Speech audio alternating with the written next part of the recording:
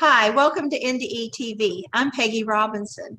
Today's guest is Candice Sanderson, and she is going to tell us about her spiritually transformative experience that I think everyone is going to find fascinating because she's a psychologist. Hi, Candice. Hey, Peggy, thank you so much for having me. Starting off telling people I'm a psychologist, that's like I had this little known secret no one knew about. As a psychologist, I only believed and trusted what my physical senses could measure. But I had this secret side of me that no one knew about. I loved anything having to do with what we called years ago ESP, extrasensory perception. My mother was very, very intuitive. So anytime in conversation, if someone would bring up a dream or something precognitive that happened, it's like I am all ears. I wanted to know about that. But that was not a life that I could show other people. Because as a psychologist, if I could not measure it with my senses, in my world, Peggy, it didn't exist. That meant that either I was hallucinating or it was wishful thinking, but my whole world just revolved around the five senses until one day I am driving to work. This was back in August. Actually, it was August 28th, 2013. I'm driving to work, and Peggy, I'm one of these people. If I'm not 30 minutes, 40 minutes, an hour early to work, then I feel like I'm late. So I'm driving to work really, really early. In the back of my mind, I'm going through all of my appointments for the day. I just have back-to-back meetings. I'm not really paying attention to the road, but that early in the morning, I don't really have to because it's like my car is on automatic pilot. It knows how to get me to work. Right. So I'm concentrating just enough on my driving, and all of a sudden, this thought just enters my mind. And I knew it was not from me. And I shouldn't really say thought because it was more like a couple paragraphs. But this information came in. It was information about a flower. And they said that a flower is a flower. So taking that word flower and hyphenating it, that it is a flower of energy.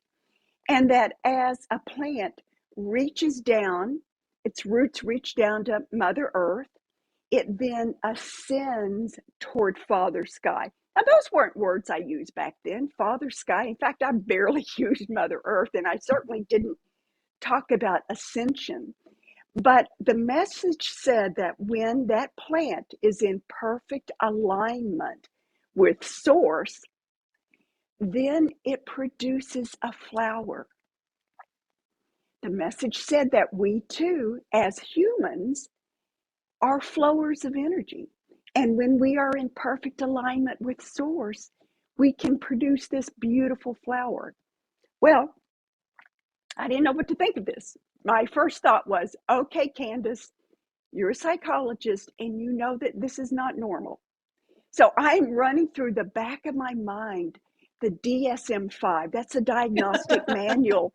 That's what we use to look Yeah. at to diagnose conditions. And I'm thinking, I'm checking off boxes, but actually they were X's. It's like, no, no, no. I didn't know what this was, but I knew I wasn't hallucinating. So I did what most normal people do: denial.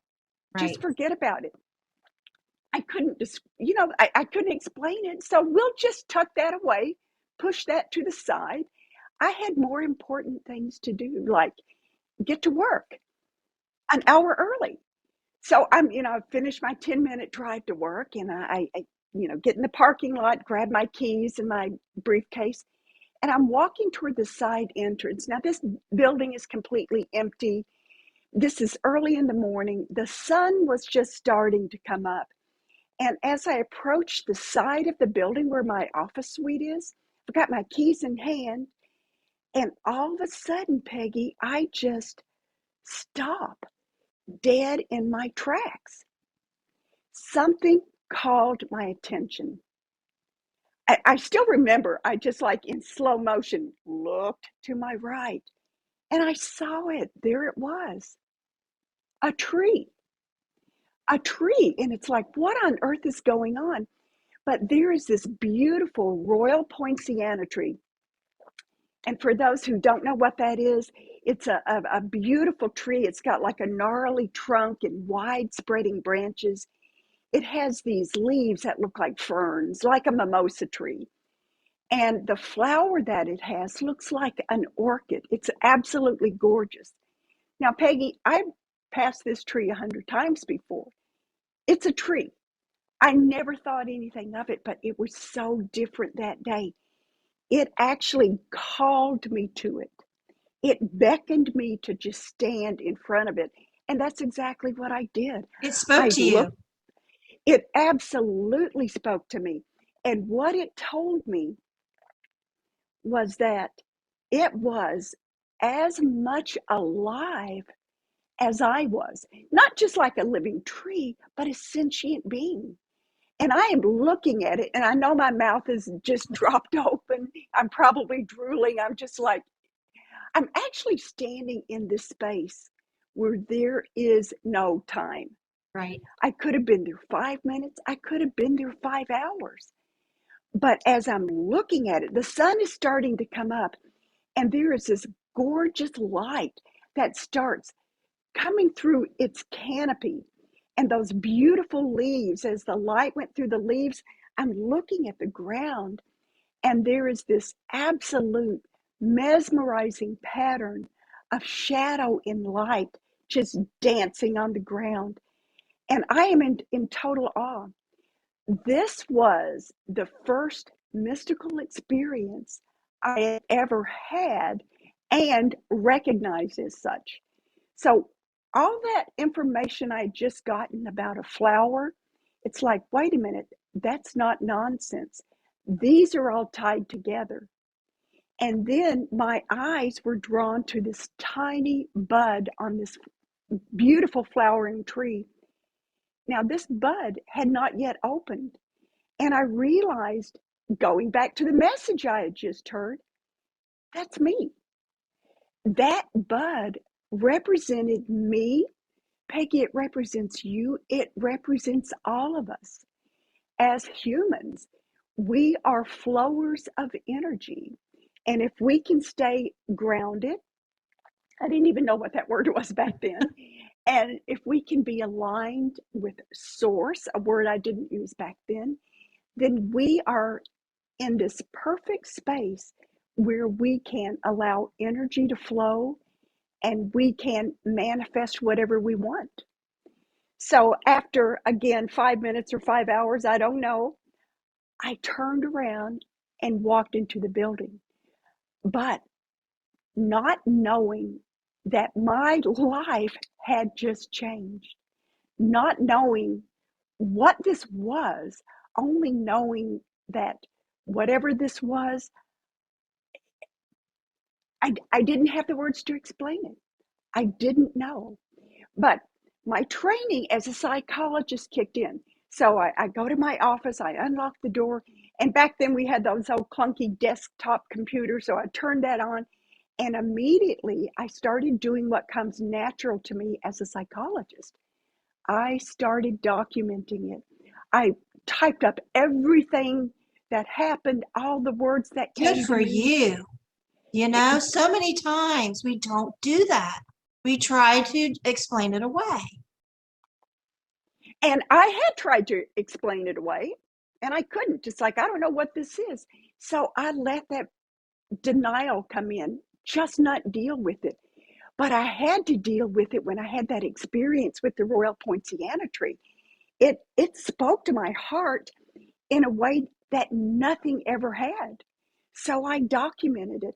And then the rest of my day started. I had those back-to-back meetings. I didn't even have time for lunch, which is always important for me.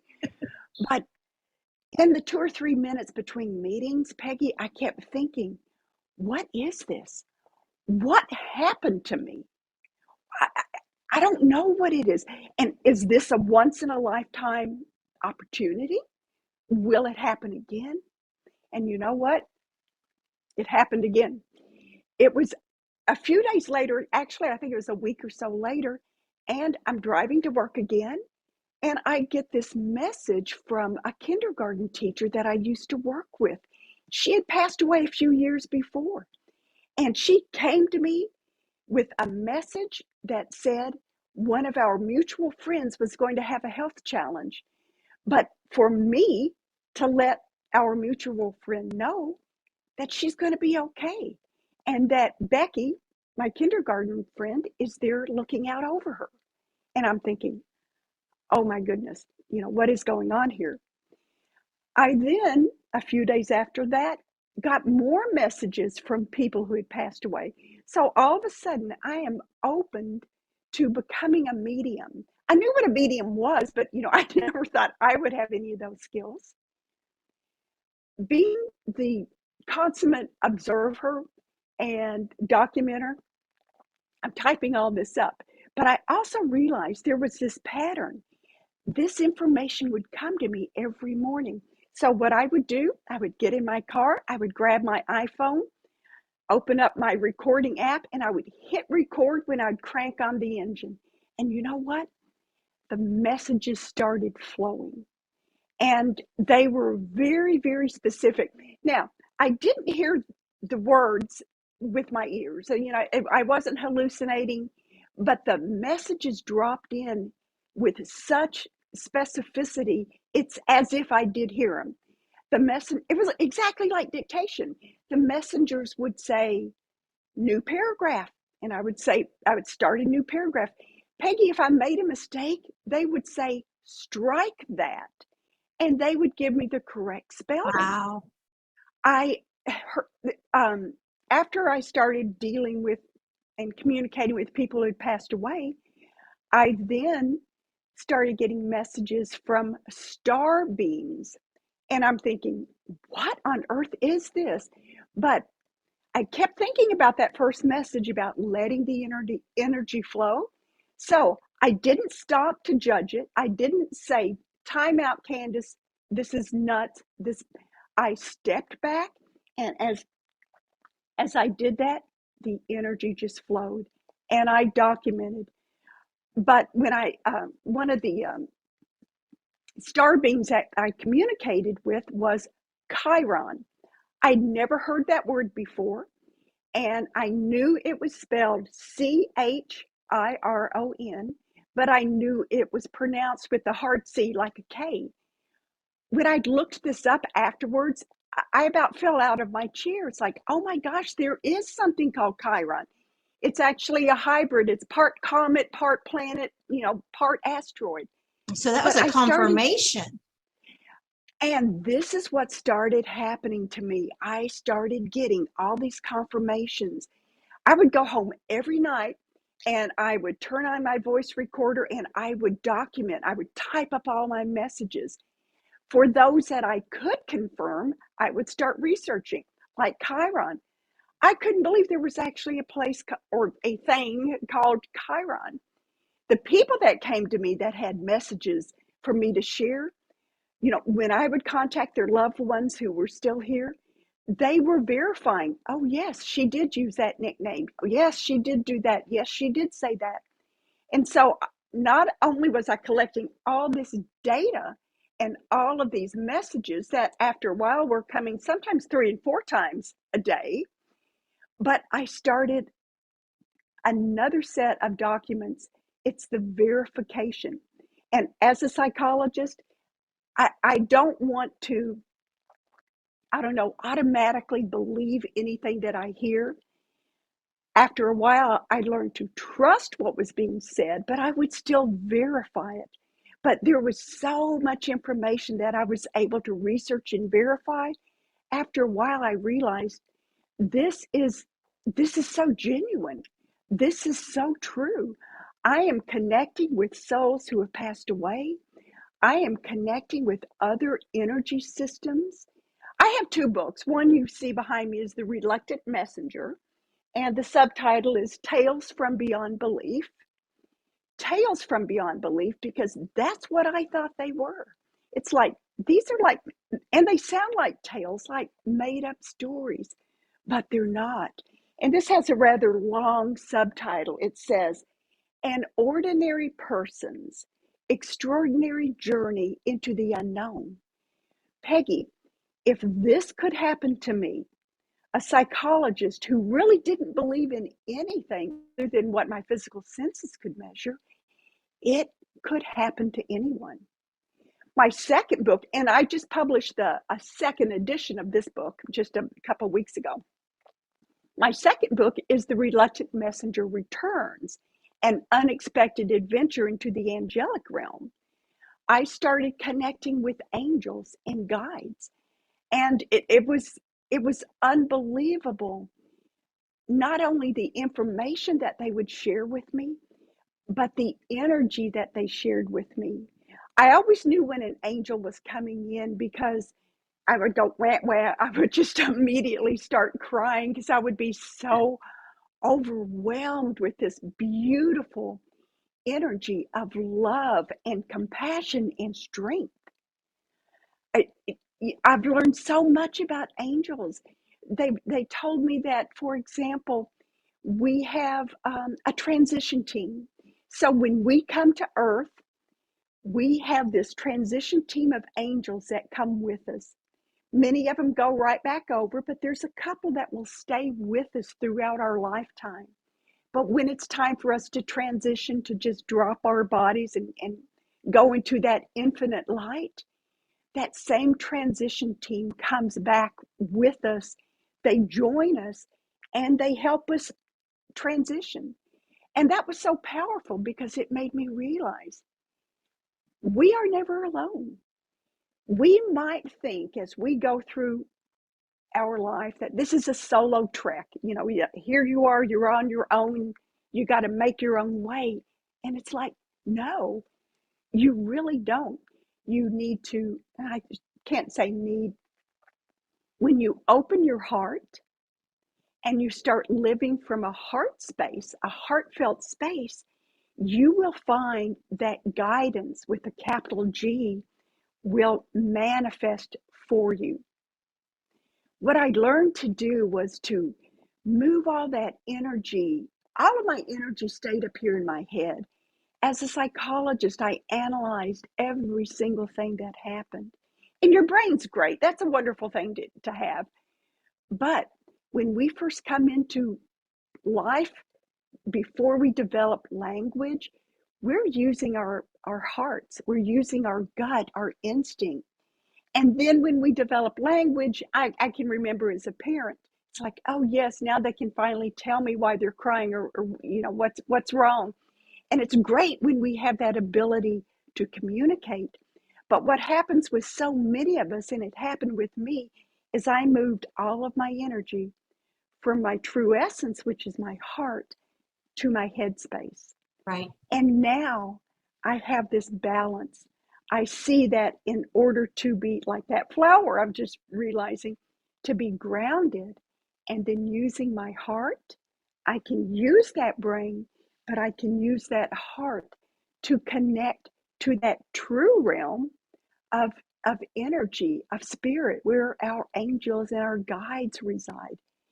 The angels and my guides have told me that the heart is a portal.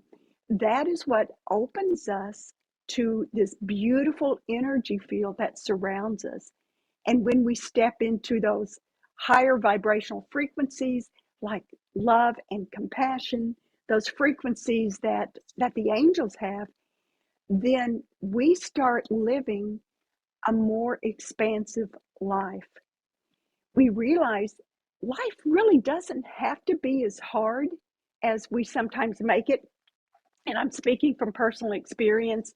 You know, I had to be at work early, very early. I had to stay there the latest. You know, if I didn't put in 70 hours a week, it's like I'm not doing my job. But I started realizing that I could still make a difference in this world without using that brain and driving myself to put in so many hours. I would center myself, step back, I would step into a field energy, and then I would allow my intuitive skills to guide me on what path I need to take. Have you asked yourself, why did it happen that day? Why you? And what are you supposed to do with this? Well, I've asked that question. I've asked myself probably a gazillion times. It's always, why me? Because I always thought, well, if someone's going to step into these beautiful frequencies where you're connecting with angels and guides and ascended masters, I could see someone who has studied theology, uh, someone who's very religious, someone who has studied this their entire life. But it's like, why me? I am this ordinary person. I did a podcast with someone once, and they said, but Candice, you were the perfect candidate. And I said, what do you mean? And she said, because you weren't gullible. You didn't jump on and say, yes, yes, I'm channeling, I'm getting this information. Nor did you stop the energy flow by saying, this is not true. This is psychotic. Let it go. That I stepped back, which is exactly what I did, and I allowed that energy to flow. So as being a psychologist, and truth be told, when it first happened, I'm thinking, okay, what's going on here? And I because I didn't know what to do, I reverted to my instinctual nature and my training as a psychologist to just step back and let it go. So I let it flow. I did not judge it one way or the other. But again, afterwards, I have all this documentation, and it's like, whoa. Like, for example, in one chapter in my first book is called The Crystalline Grid. So I'm getting all this information about this grid that surrounds the earth and its purpose, etc. And I'm thinking, what? This is nuts. What I did is I was driving to work, but as soon as I got to work, I Googled crystalline grid, and there were like, I don't know, 8 or 10 million hits on it. And I'm thinking, so everyone in the world apparently knows there's a crystalline grid, but I didn't. I don't know. I never heard of it. I had not heard of it, and so many things that came to me was absolutely new information to me. If it hadn't been, Peggy, if I had been versed in these esoteric things, I would have thought, oh, I made that up, that I'm pulling that from memory. But it's like, no, I knew nothing about it. So this, for example, when I would get a message on a topic I was unfamiliar with, I would not research it. I would wait till, a week, 2 weeks, 2 months, whenever the messages would stop about that, and then I would research. In this case, I immediately looked because I thought, what is it? And then when I saw so many hits, it's like, okay, I'm not going to read any of that. But I mean, it's changed my life, where I now view the world through the lens of energy. And when I look at everything through energy and energy flow, it allows me to choose higher vibrational frequencies of love and of gratitude, things that really uplift me. Now, I've had people ask, well, are there negative energies out there? And yes, I'm sure there are. I have not connected with them. Whenever I connect or have a message, and the messengers have told me this too, that as messages and information comes into you, that we have options, we have choices. So if some energy, for example, approaches me and I don't feel good about it, for whatever reason it doesn't feel right, you just push it aside.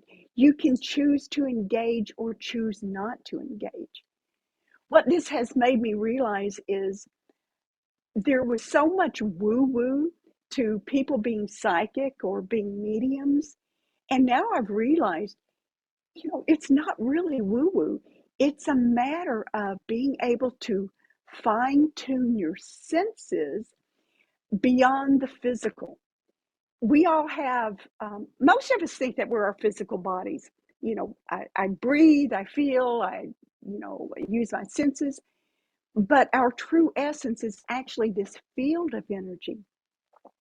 Once we step beyond the physicality and we step into these other vibrations, we're in this world of energy, and the energy is very subtle. You may have a thought that just flashes like that, and it's like, what was that? But once you've connected, for example, with another, I'll just call them an energy system, whether it's angels and guides or whether it's a deceased loved one. Once you've connected with them, the messengers have told me, and I mean, I have had so many messengers, hundreds, and I don't even always, well, I usually don't even get their names. If they tell me their names, that's great, but that's just not important to me. But what the messengers have told me is that once you make a connection, an energy connection to another energy source, you start to lay this foundation, and they call it an electromagnetic foundation. Is it really electromagnetic? I don't know. But they gave me this beautiful vision. I have an aerial view, so I'm looking down at night to this beautiful wheat field, and there's a harvest moon, and I see these footsteps that go diagonally from home, from where I am, that go diagonally across to this other energy source. Now, I say footsteps because it's not a person. I just see as these footprints go across this field of wheat. And as they do, they bend the shaft of wheat. So when I'm on the other side and I've connected to this other energy source, Peggy, I can always find my way back. I just have to turn around and look. And you can see where I've bent those stalks of wheat. So once you've made a connection, even though it's subtle in those realms of energy, those realms of spirit, you can, first of all, always find your way back. And I'm thinking they probably showed me that vision because I was new at this, and I probably had some fears. I didn't think I did, but that was probably to make me realize you're not going to get lost out there, Candice. You can always find your way back. So you're going But to a physical place, spiritual physical place. yes, because they also told me, and I have a chapter in this book that addresses this, that our brains, we use our brains differently than what we think. That that we don't really have original thought. Our brains are like radio tuners, and we can learn to use a tuning knob and fine tune those energy frequencies that we experienced when we made a trip to the other side. And once we're able to do that, we're searching for that electromagnetic foundation. And once we make that connection, we can find it again. And the more that we connect, the stronger that channel becomes. That's just like with angels. If you have an angel that you've connected with time and time again, you know that he or she or they are with you at all times. You just have to think, and they are there. It's the same way with these other energy fields of spirit. Once we make the connection, we have the ability to return. Now, many of us don't do this during our waking hours. We think, oh, I just made that up. Why, all of a sudden I thought of my husband who passed. Well, that's wishful thinking. I wish he was here. But think about your dreams. I have a dream journal. It is almost 250,000 words long. I've kept it for a long time, which is great. You can tell that I document. I'm a documenter for sure. Sometimes the messengers will tell me to go back and review a dream that I've had 10 years ago. I open up my online document. I just put search, put a word in the search, and there it is. But think about your dreams. When you're dreaming, You can stick your hand through a wall, or you can walk through a window. And you don't, unless you're a real lucid dreamer, most people don't say, whoa, whoa, I can't do that. That's crazy. No, you just go with the flow. Because when we dream, our egos, our personalities, those five senses are resting, that we've pushed them aside. So it allows us, our heart, our true essence, to actually step into these beautiful, subtle fields of spirit. And we make connections because we don't judge it. So it's not that I started to say I tried to bring that back. I didn't try. I just naturally had that openness when I got these messages. As a psychologist, don't judge, allow it to flow, then have some discernment. But when I would have discernment, I would use my heart. Does this feel right? And, of course, I also used Mr. Google because he would show me so many things that I'd learned about actually did exist, which really kind of blew my mind. How can we get this into universities and textbooks where people training to be psychiatrists, psychologists, counselors will be able to identify the difference between crazy and spiritual? That is just such a wonderful question. I retired in 2018, but I started channeling on that fateful morning in August of 2013. So I had several years of straddling both worlds. I've often said I feel like I have one foot firmly planted in the 3D world, but then that other foot, that other leg is also in that world of spirit. And I had to find this perfect balance. And it was a challenge as a psychologist. Let me give you an example. When a student would pass, or a teacher or a staff member would pass, I was part of a crisis team that would go to, and I was working as a school psychologist when I retired. I would go with the crisis team to help. Everyone was in pain. What do they do? What can they do? And I would go with them. And depending on the age of the student, like for example, if it's an elementary student, what we would do is we would have the students write a letter to their teacher, or they would tell us what they really loved about their teacher. What I really wanted to do is to say, you know what? She's okay. She's right here, and she's actually watching us. Well, of course I couldn't do that. That would be beyond the ethics that I Right. could do as a psychologist, but it didn't stop me from using that. So what I would do when I would be working with a group of students, I would open my heart energy. I would connect with that teacher, and I would allow his or her energy to go through my heart into that room with students. And I can now see energy. Yeah, I can sense it, but a lot of times I can see it. For example, when I see angels, it's usually pink and green energy ribbons that just waft in the air. It's beautiful. But I could step back and I could watch how the energy of their teacher through my heart would come in and help them. Now, could I tell them about it? Of course not. Of course not. But I could still use it. So, getting back to your question, people are more open than what they used to be. I mean, years ago, we never even talked about anything like meditation or mindfulness as being part of training for psychologists or psychiatrists. We're seeing those things slowly get on board, and that's great.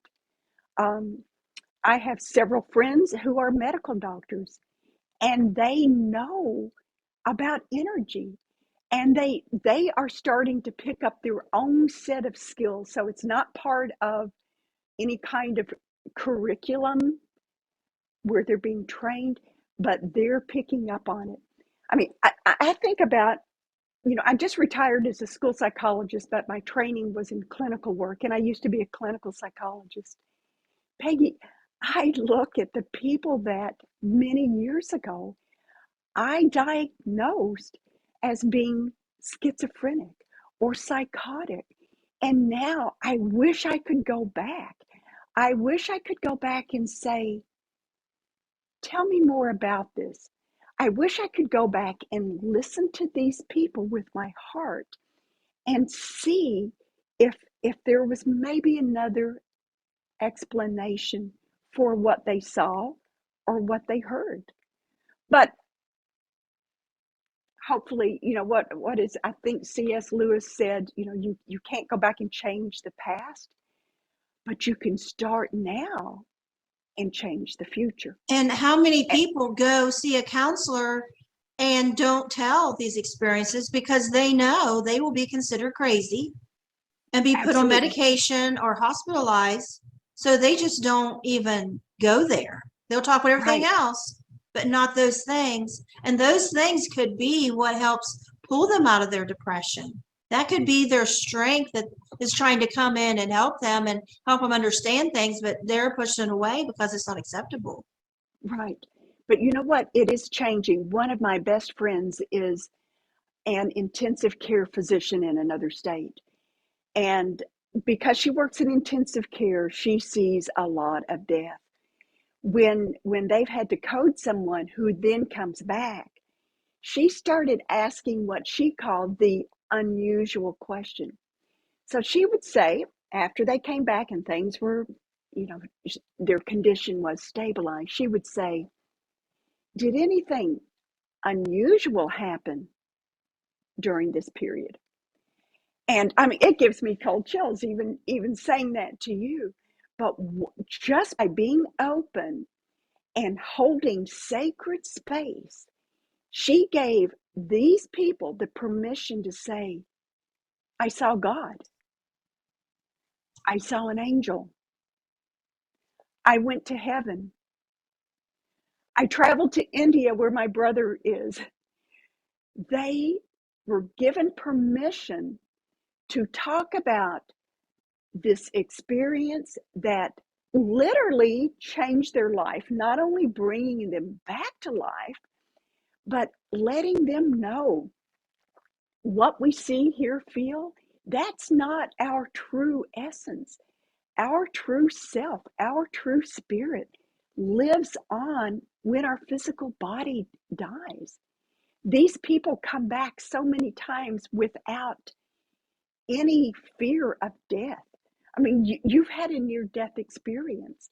You realize when you come back, you've changed because your perception is now this big. You know there's so much more to life than what meets the eye. And that when your physical body dies, you don't die. You can't die. You never die. And these spiritual experiences seem to happen frequently in the car. With you too? Yeah, I had a spiritual experience. I was the passenger in a car, and all of a sudden this blue spirit just went right through the windshield, right in my face. All I was thinking about was breaking up with this guy that I was with as soon as we got back to his house, which is like a couple miles away. And I'm also like on my mind is I'm breaking up with this guy. And all of a sudden the spirit come in and like right in my face. I jerk back, and the guy driving, he don't know nothing. He don't hear nothing, And it said, there's a guy down that road, 2 girls, and he needs you. And I thought, what am I supposed to do? Go knocking door to door? And I thought, if this ever happens again, I'm going to go see a shrink. Exactly what I thought. And so I went back to that house, broke up with that guy. It was about a month later.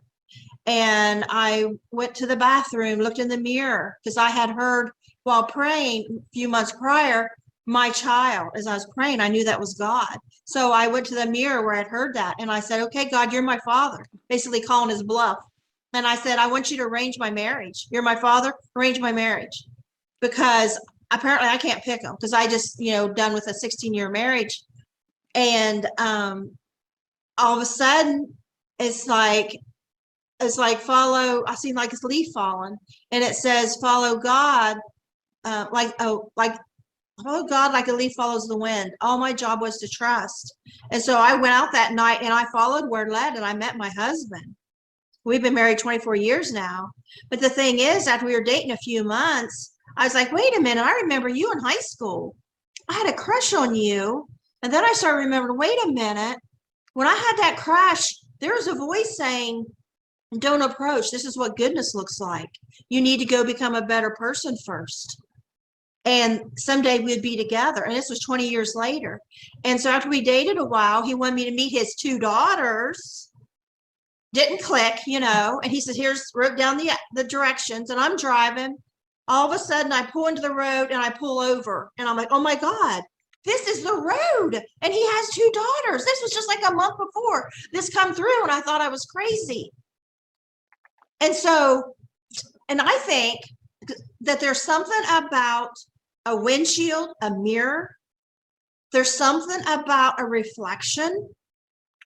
I don't know what it is.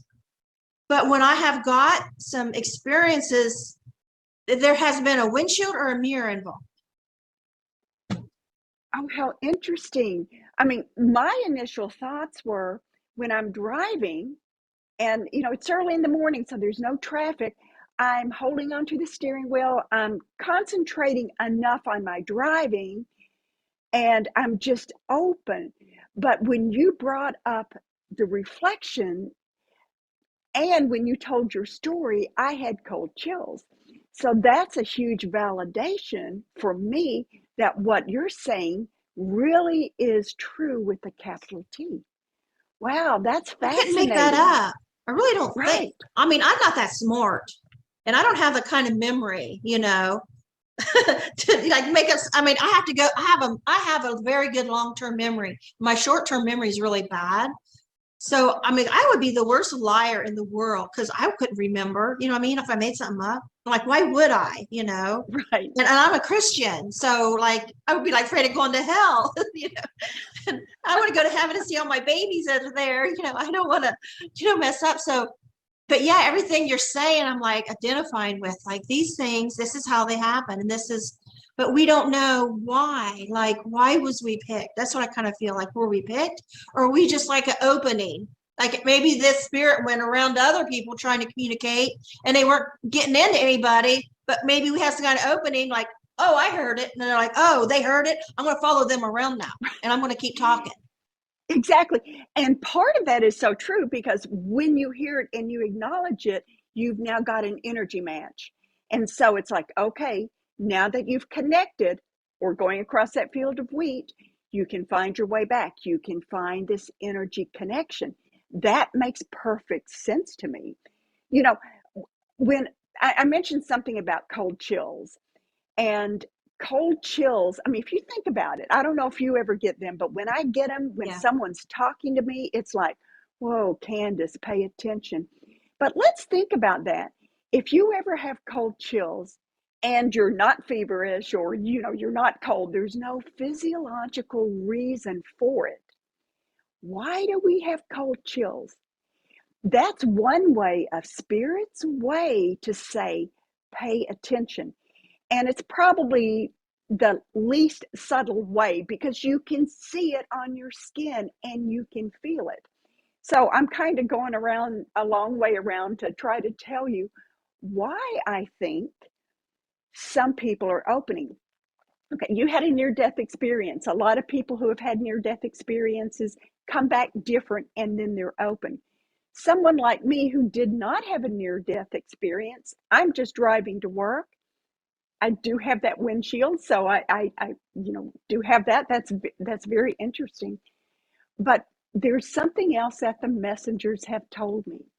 They have told me that Earth, Mother Earth, Gaia, I didn't even know what the word Gaia was back then, but the spirit of Mother Earth, that Earth is going through a transition. And she is like upgrading to higher vibrational frequencies. And as Earth, as a living sentient being, goes through this transformation, Pegi, she's bringing us along with her, which is great because she didn't have to. But as she transforms to higher vibrational frequencies, then normal people like me, if you can call me normal, are starting to open because the veil is thinning. So there are more and more people who 50 years ago wouldn't have been open, but now are. And then, so when you kind of describe like these angels around, it's like trying to get through to people, oh, that one hurt us. Well, those connections are starting to take place and people are recognizing them because the veil is thinning. And it's allowing us to actually realize we are so much more than our physical bodies. And I'd still go back to that first message. We are flowers. We are flowers of energy. We stay grounded, yet we use our hearts and we are connected to source. And then we're in that perfect alignment where we can just blossom and bloom. I mean, it's wonderful. I want to tell you, after, because you probably don't know, but my first NDE, I was 5 years old. I'm from drowning. And not long after that, my family went to a lake we normally went to go fishing.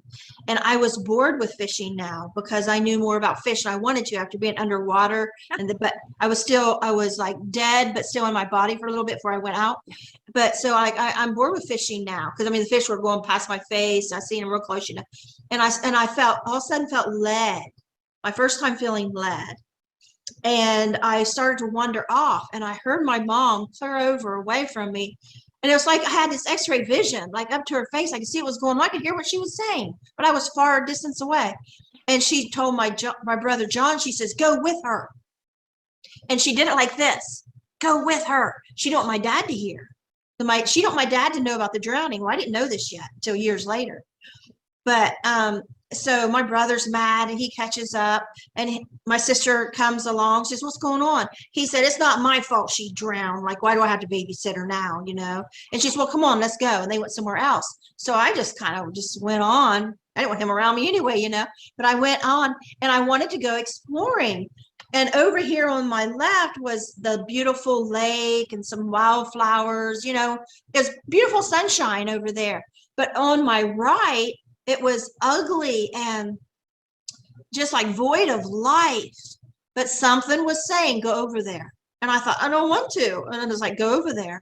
And I'm 5 years old and I walk over and I'm thinking, this is so ugly. Like I could feel the void of life, the dry cracked mud and the sticks and the leaves. Ooh, you know, like I don't want to be here, but it's like, there's something there. I'm supposed to be there for a reason.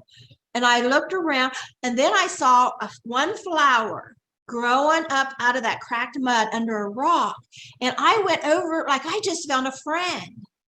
Now I had this memory for decades and I thought, what is that? Every time I thought it was just the stupidest memory. And now I understand it. You know, it's the cover of my book now, but and I call my book The Wildflower because I went over and looked at the flower. I'm like, how did you do this?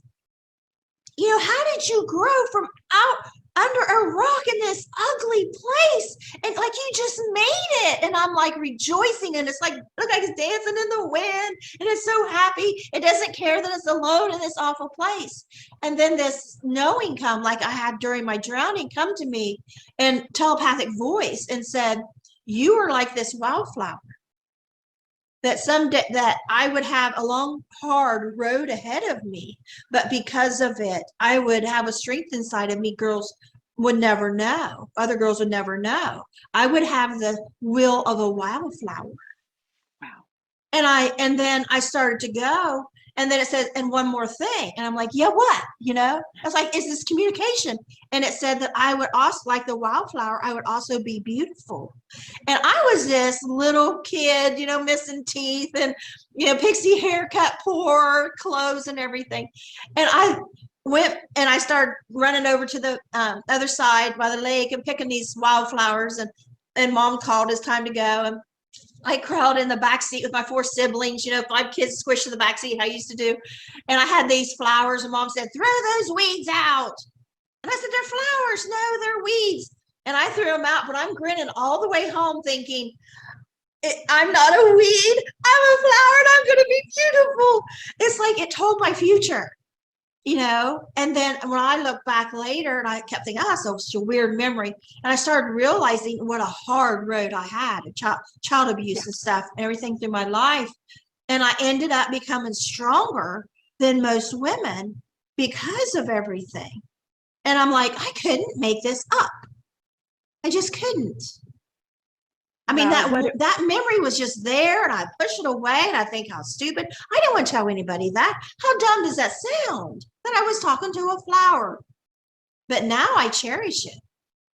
Oh, but that is a beautiful story, and I kept getting cold chills. But Pegi, I love it. We both had this connection to a flower.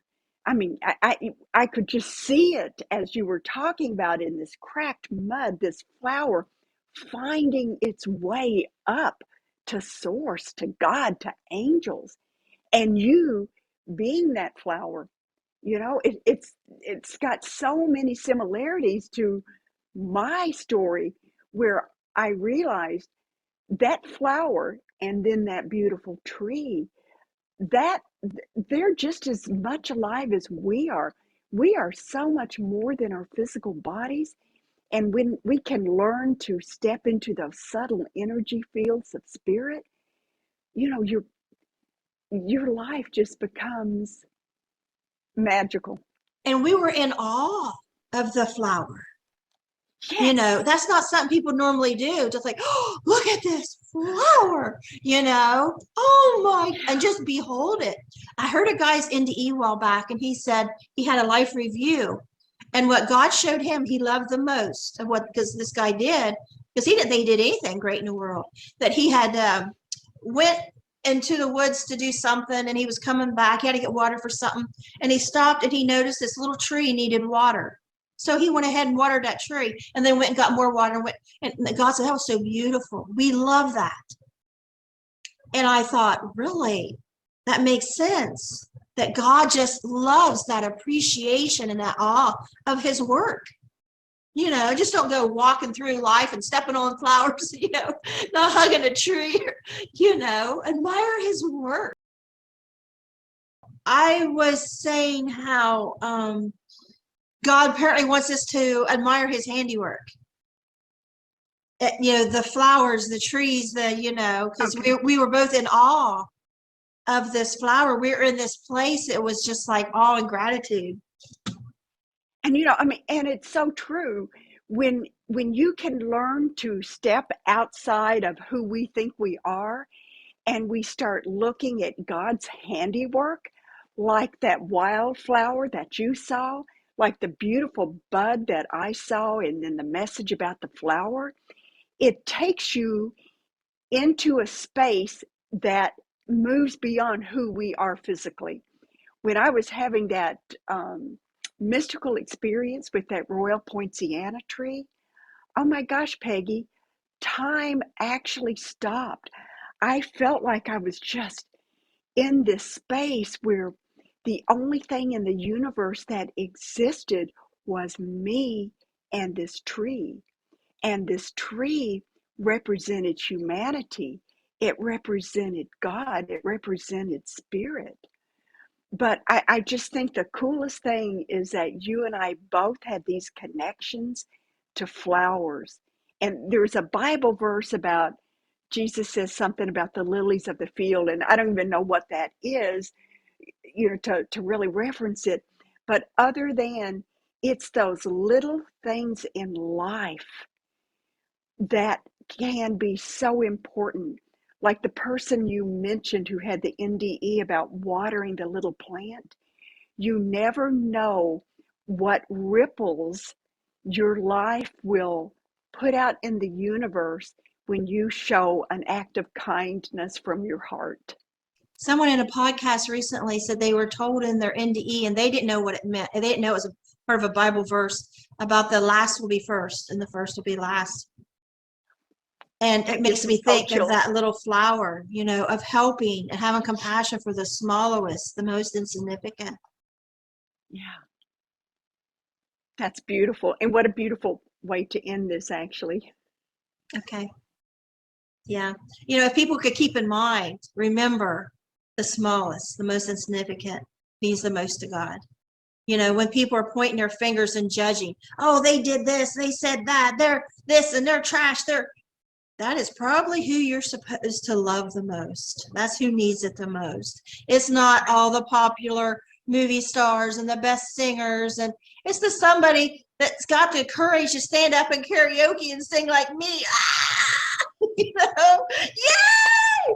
And in fact, we were at a ski resort one time, and everybody looked at me, thought I was nuts. But there was this lady that looked like she came straight out of hillbilly land, which is where I live. And you know, this beautiful bar, you know, they're having karaoke, and this heavy lady in these stretch pants and this awful ugly outfit. Just, I mean, stretch pants was just so tight, you know what I mean? It'd be me right now going up there. And she was singing her heart out, and it was awful. And all I could feel was her courage and her beauty. And yes, you go, you know, don't worry about what anybody thinks. It's the feeling of the song and the music. And she was just letting her heart, and I just stood up and just clapped. And everybody's looking at me like, what? Oh my God, it was beautiful. You know what I mean? Yeah, she sounded like crap. It was, the courage was beautiful. But good for her, because she was using her heart and letting that heart energy flow out throughout the whole audience. And at that point, it really doesn't matter whether you have a good voice or not. You're being true and genuine to yourself. You're sharing your goodness. That's beautiful. I'm so glad you stood up and clapped for her. That's wonderful. And, you know, I think back when I got up to, because I was always really tiny and skinny. And when I got in my late 20s, I got up to 115 pounds. And I was afraid to go to the lake. It's near our house. For anybody to see me in a bathing suit at 115 pounds. I wouldn't, you know, I wore clothes and I sat and watched my kids swim. That's how vain I was. Now, at my weight, I could just see me tromping through my cellulite in front of everybody and having a good time, you know, because I've learned what matters. Yes. And I see somebody else, you know, whether it's, you know, a handicap, a stutter, you know, weight, or, you know, whatever it is, and they just get right in there like everybody else, by golly. Because I am like everybody else. Because God see us and see others how God sees us, how He sees others. Because that's our true essence. Our true essence is not the physical. It's not this hair. It's not this body. What it is that aspect of us that leaves our body every night when we dream. It leaves our body when it's time for us to drop the physical body completely, and we go back to the source of where it all was. You know, that's who we truly are. Our true essence is not physical, it's spirit. And I had people tell me, they see me on Dr. Oz, and they're like, are you happy with the way you looked? Because I look really fat. And I'm like, the way I look, is that what you see? Oh my gosh, if you knew how excited I was and how happy I am that I did that, because I died when I was 25, and I was told the answer was no, it was my time, which isn't what everybody else hears. They hear no, you know, it's not your time, go back. That's not what I was told. I never heard of NDE either. It was 1986. And I was told no, and I wanted to go back and raise my kids. And ultimately, I was back in that wheelchair. God gave me my life back. And so once, it took me a couple of decades, several decades to grasp that. But once I did, it's like I live in this appreciation, this awe that I'm alive. I got to raise my kids. And so do you think my belly is important? Oh my gosh, I am sitting here. Dr. Oz, I live in Long Bottom, Ohio. That is Hickville. The odds of me being on the Dr. Oz show is probably zero. Not even 0.1, just plain zero. and the odds of me being alive, I had the biggest tubal pregnancy they ever saw. I was dead. you know? And so I'm like, I don't know how to help people see it. I don't know how to help people get it. I really don't. They're not getting it. And like, even they watch the stuff like this and they will comment on the dumbest things. I'm like, is that all you heard? You know, like, this isn't Hollywood. My show is not Hollywood. We're not on a script here, you know. We're just out here just sharing our heart. And so many of them do get it. They get it so good. And then there'll be a few that come on there and like, Peggy, you need to delete that video. You need to shut up, and you need to. And but you know, I had Peggy, a guy on the other day, he had a stutter, and I shared my videos on about 50 different NDE Facebook groups, and somebody commented in one of those groups, even though this guy has a foreign accent, and even though he has a stutter, it's worth watching. And I'm thinking, how dare you? How dare you? How dare you say that somebody might not be worthy because of a foreign accent or a stutter? You know, like, I wasn't worthy to be on Dr. Oz because I have a belly. And you froze up again. No, you talked just a moment ago too. But you know, Dr. Oz is a stick. He's very, very skinny. And this medium lady he had on that day, she is like the teeniest little thing I ever saw. I mean, I could just broke her. I thought, I might be fat, but you're fragile. Right. Anyway. But you know what? I mean, everyone is on their own path. And some are way down here and some are way over here. But you know, it's to me, one thing I found really interesting, because I was still working when I started channeling, is I would go in the lunchroom, you know, just with other teachers, and I would say something now and then, and most people would roll their eyes at me. And it's like, you know, I don't care. That's okay.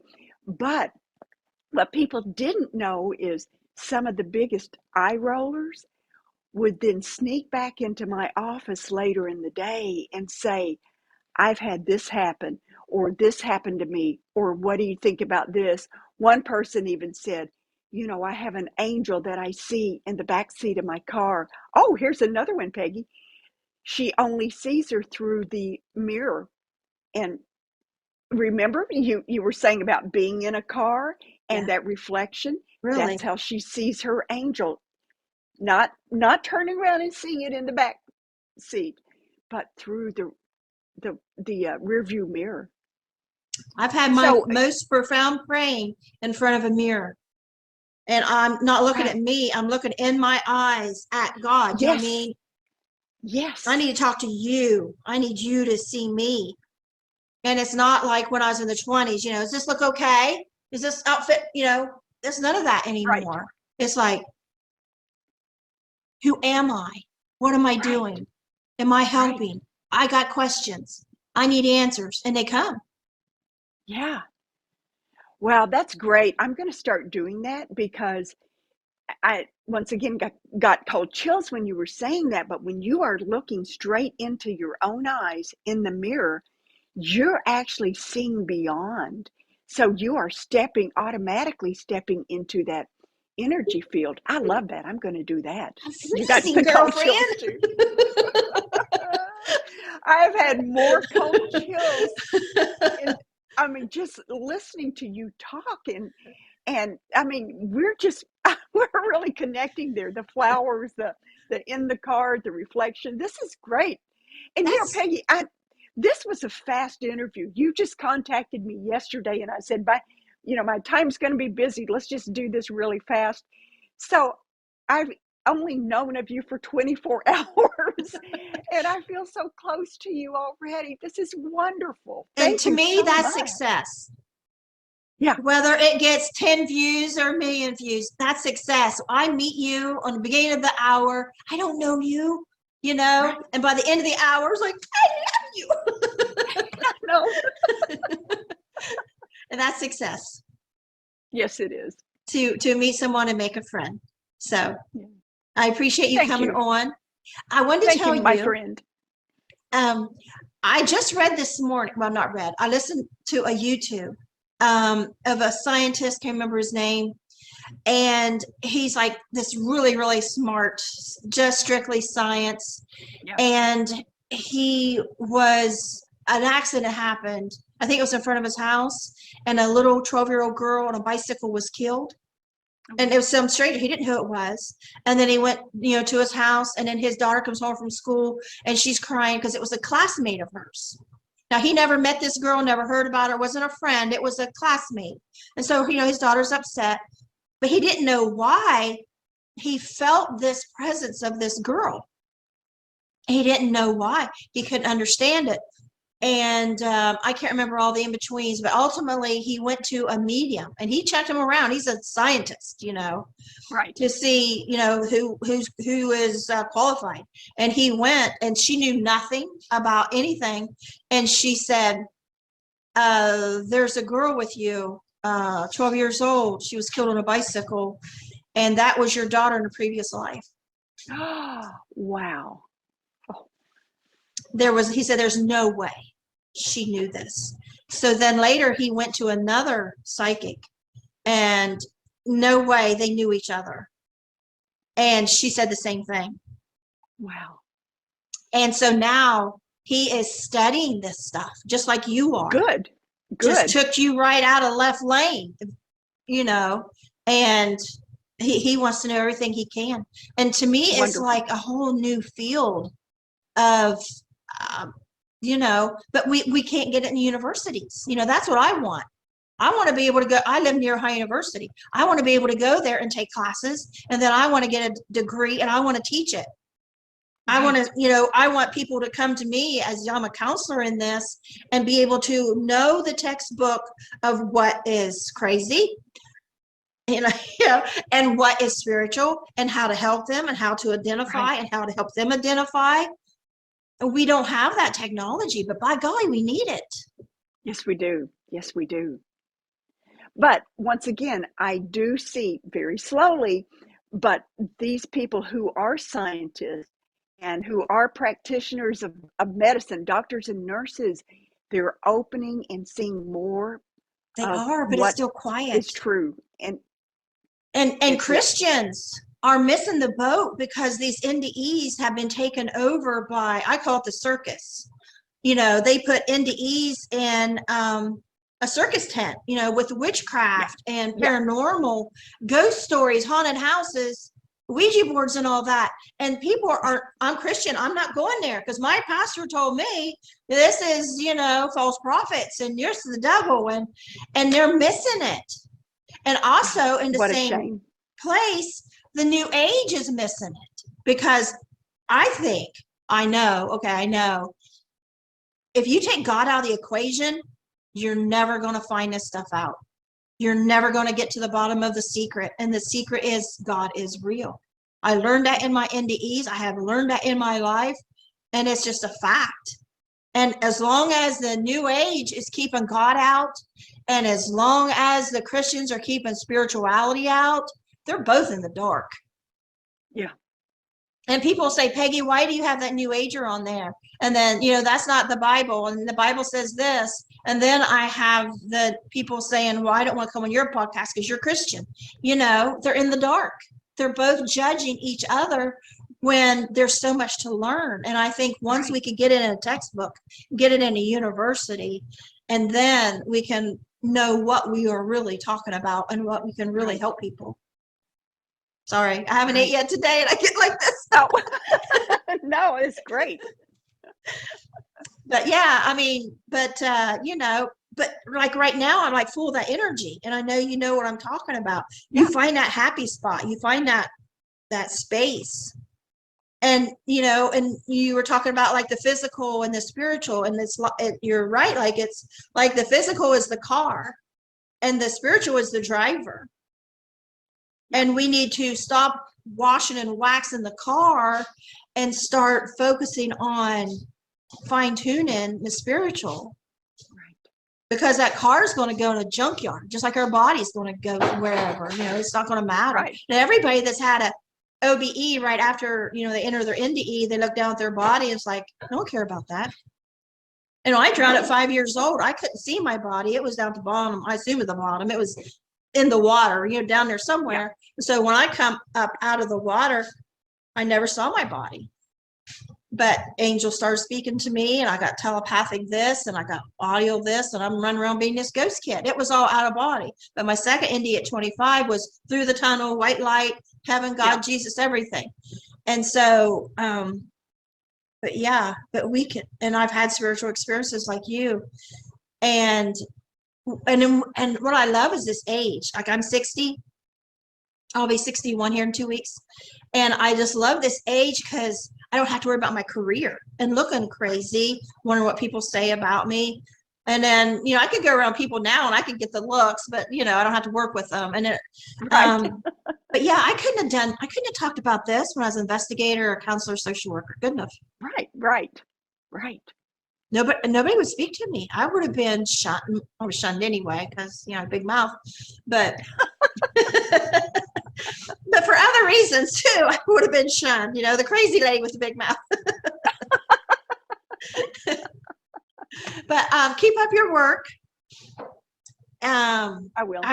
I would love. I'm not putting pressure on you, but I would love it if what you're doing and what other scientists are working on, if this could all somehow get in textbook. Yeah. And get in that DSM. Yeah. Right. Because you look at the DSM-5 and there's no wiggle room for experiences like I had. Yeah. But I went through all of that on the DSM-5, and it's like, no. I don't know what this is. I know what it isn't. It's not a psychotic episode. It must be one of those spiritual experiences I'd heard about. And I thought it was great, but I thought maybe it'll happen one day. But no, it's ongoing, and I love it. It's fun.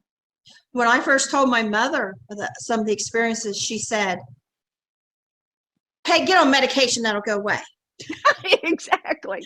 And I continued. It probably would, but you don't want it to go away. And then I just continued talking because I knew it wasn't crazy. Because if I was going to be crazy, it would have happened way before now, Right. And and I went to, when I worked as investigator, I took myself and said, I want a full psychological evaluation. Of course, I went crazy enough. I didn't tell them the spiritual stuff. I wouldn't even talk about that stuff back then. It would just kept ahead. But now if I that would have totally changed everything. Yeah. But the end of it all, and even I went to Social Security a few years back, and I became disabled with post-traumatic stress from my childhood. And that was it.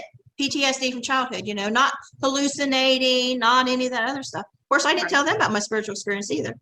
And they did tell me that I cannot do anything that I don't believe in, which is true. It's like I got this major moral compass.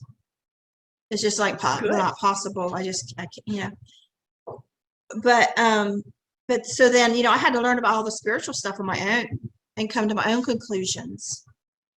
Because there's nowhere anybody can go. And I just, in my heart, I don't know, maybe it'll just be this podcast, your book, my book, all these books are out here. But, my thing is, who's reading them? The paranormal people, it's not the Christians. Right. And they need to understand this too. So, because we do get visits sometimes from spirits. Right. And we need to learn to listen to them. I've learned the hard way what happens when I don't listen to them. Exactly. Me too. Yeah. Well, it's been great. And it has made me breakfast. I'm starved. We'll go eat breakfast. So thank you so much. Thank you. It was wonderful meeting you, Peggy. You too. Bye-bye.